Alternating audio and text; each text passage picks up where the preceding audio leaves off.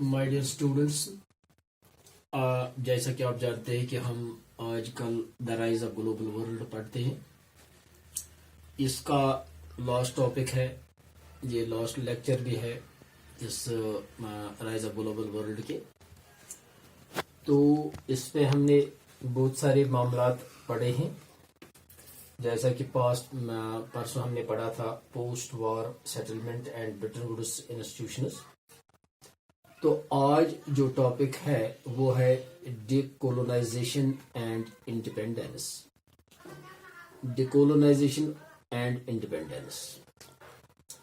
Within the 2 decades after the Second World War, many countries became independent.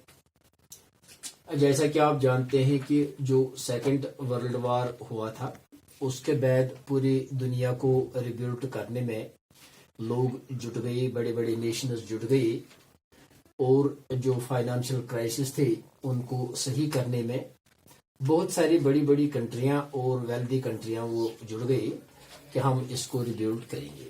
اور کسی حد تک تھوڑی سی اس میں بہتری آ گئی تھی اور فائنانشلی کنٹریز کو اسٹینڈ کیا.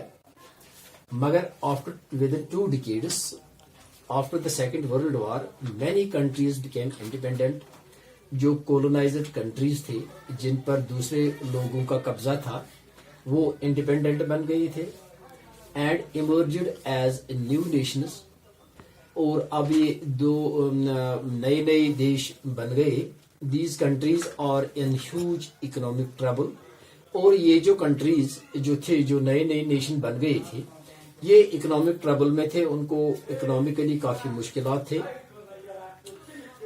Due to long history of exploitation during the united phase of Bretton Woods. ان کی جو ہسٹری ہے ایکسپلوٹیشن کی، وہ ایکسپلائٹ ہوتے جا رہی تھی. Was not able to fulfil the demands of the new nations. تو یہ لوگ اس قابل نہیں تھے کہ وہ ان کی ڈیمانڈس کو پوری طرح سے فلفل کر سکتے. On the other hand, Europe and Japan quickly rebuild their economy. اور دوسری طرف جو یورپ تھا اور جاپان تھا، انہوں نے ورلڈ وار کے بعد بہت جلدی سے اپنی اکانومی کو ریبیلڈ کیا and grew independent from the International Monetary Fund and World Bank. یہ جو یورپ اور جاپان تھا، آفٹر وار جو ڈسٹرکشن ہوئی تھی اکانومی میں، تو انہوں نے بہت تیزی سے اپنے آپ کو ریبیلڈ کیا اور انڈیپینڈنٹ نیشنز بن گئے from international Monetary Fund and World bank سے. These institutions were under the control of colonial powers. یہ جو دو انسٹیٹیوشنز تھے، انٹرنیشنل مانیٹری فنڈ اور ورلڈ بینک، یہ کولونیکل پاورز کے کنٹرول میں تھے. Hence most of the new nations had risk of being exploited. اور یہ جو نئے نیشنز بن گئے تھے، ان بیچاروں کو اب بڑا ڈر لگتا تھا کہ ہم لوگ کبھی ان کے چنگل میں دوبارہ نہ آ جائے، یہ جو کولونیکل نیشنز تھے. Hence most of the new nations had risk of being exploited again. ان کو یہ دوبارہ ڈر لگتا تھا کہ ہم ان کولونائزڈ کنٹریز کے، ان بڑے نیشنز کے تحت نہ آئے. These countries organized themselves into group called G7. اس لیے ان کنٹریوں نے کیا کیا تھا، انہوں نے اپنے آپ کو آرگنائز کیا اور ایک الگ جماعت بنائی جس کا نام تھا گروپ 77. اب انہوں نے کیا ڈیمانڈس لگائے تھے؟ New institution economic order, new international economic order. They wanted control of their natural resources, developed countries, better access to the market.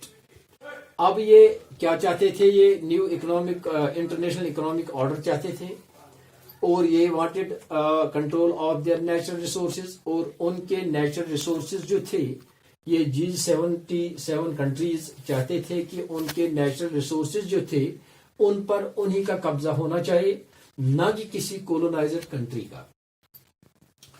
Developed countries better access to the market, اور یہ جو بڑے کنٹریز تھے یہ these are better access to the market.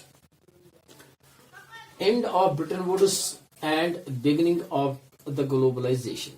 اب دیکھیں گے یہ اینڈ آف برٹن ووڈس اور یہ بگننگ آف گلوبلائزیشن کیسے ہوا. یہ تھا ڈیکولونائزیشن and independence. From 1916 onwards, United States financial and competitive strength was getting weak. 1960s onwards سے جو US تھا اس کی competitive strength جو تھا یہ بالکل کمزور ہونے لگی. اس کا ریزن کیا تھا؟ Rising cost of overseas involvement. Dollar could not maintain its value in relation to the gold. اس میں فلکچویشنز آ گئی تھے. کبھی انٹرنیشنل مارکیٹ زیادہ ہوتا ہے, کبھی نیچے آتا تھا. اس لیے جو ڈالر تھا جس کو ہم نے بنایا تھا 35 انس کے مقابلے میں, گولڈ کے مقابلے میں, لیکن اب اس میں گراوٹ آ گئی تھی. کبھی یہ اونچے جانے لگا اور کبھی نیچے جانے لگا. This is rising cost of overseas. کبھی ریٹس آگے جا رہے تھے اور کبھی نیچے آ رہے تھے. اس لیے ڈالر نے اپنے ریٹ کو مینٹین نہیں رکھا تھا, وہ اس میں کامیاب نہیں ہو گیا. یہ ایک ریزن تھا. Thus a system of fixed exchange rate collapsed. جو ہم نے فکسڈ ایکسچینج ریٹ جو ہم نے بنایا تھا برٹن ووڈس ایگریمنٹ میں, تو یہ اپنے یہ کولیپس ہو گیا تھا. اس میں وہ نہیں رہ گیا تھا جیسے ہم نے بنایا تھا وہ. تو اب اس میں جب یہ کولیپس ہو گیا and new system of floating exchange rates emerged. اور نیا سسٹم جو تھا فلوٹنگ ایکسچینج ریٹ جو تھا, کبھی اونچے کبھی نیچے, کبھی کم کبھی زیادہ ہوتا ہے, تو یہ ایمرج ہو گیا. تو from 1970s international finance system changed in many ways. اور اس کے بعد 1970s میں انٹرنیشنل فائنانس سسٹم یہ بالکل چینج ہو گیا تھا. Earlier developing countries could turn into international institutions for finance. یہ جو ارلیئر ڈیولپنگ کنٹریز جو تھا اب انہوں نے رجوع کیا تھا انٹرنیشنل انسٹیٹیوشنز کی طرف فار فائنانس, کہ وہ فائنانس ان کو کریں اور اپنے آپ کو سٹینڈ کریں. جو چائنا تھا, China had cut off the world economy since 1949.